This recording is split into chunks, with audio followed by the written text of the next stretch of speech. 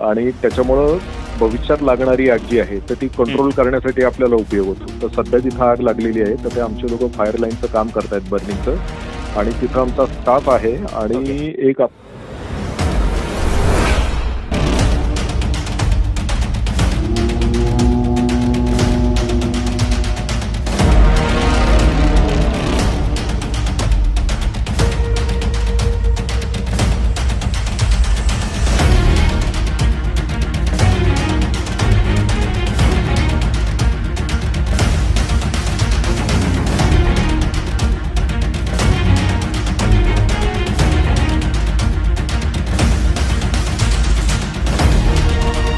मी श्याम देशकर, आपण बघत आहात हिंद भारत डिजिटल. आज आम्हाला नागपूर शहरातील पश्चिम नागपूर परिसरात असलेला दाभा परिसर या ठिकाणी नागरिकांचा फोन आला की गोरेवाडा वनविभागाला आग लागलेली आहे.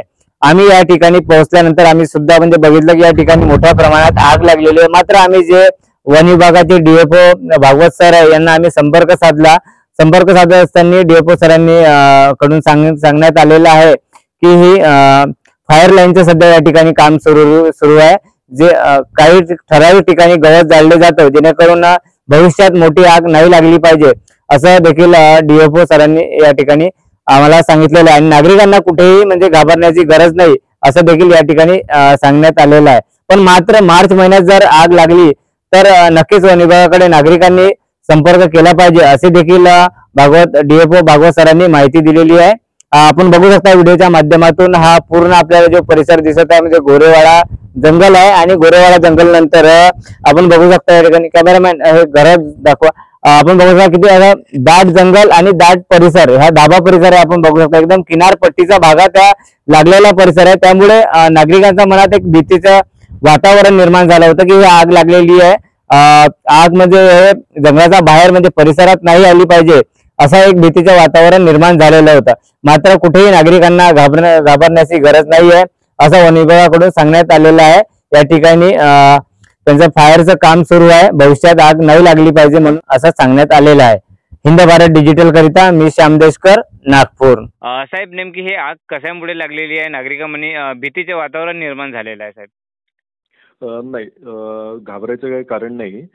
ही आग जी लागलेली आहे तर ते आमचं अग्निरेषांचं काम चाललेलं आहे, फायर लाईनचं काम.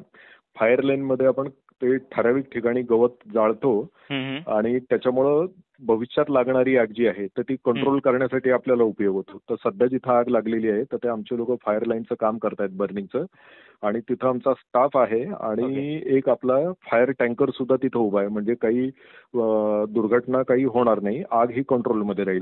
जनावरांना वगैरे कुठलाही धोका नाही नाही नाही, काही जंगलाला जनावराला काही धोका नाही आहे. ओके, धन्यवाद साहेब. पण माझं एक आव्हान आहे असं की मार्च मध्ये जर अशी आग लागली तर त्याबाबत फोन करावेत असं माझं सगळ्यांना आवाहन आहे. कारण मार्च मध्ये हे काम करत नाही आम्ही, हे फेब्रुवारीत संपून जातं. मार्च मध्ये कोणाला आग लागल्याचं जर दिसलं तर त्यांनी कृपया आम्हाला तातडीनं फोन करावा. ओके, धन्यवाद साहेब आपण माहिती दिल्याबद्दल.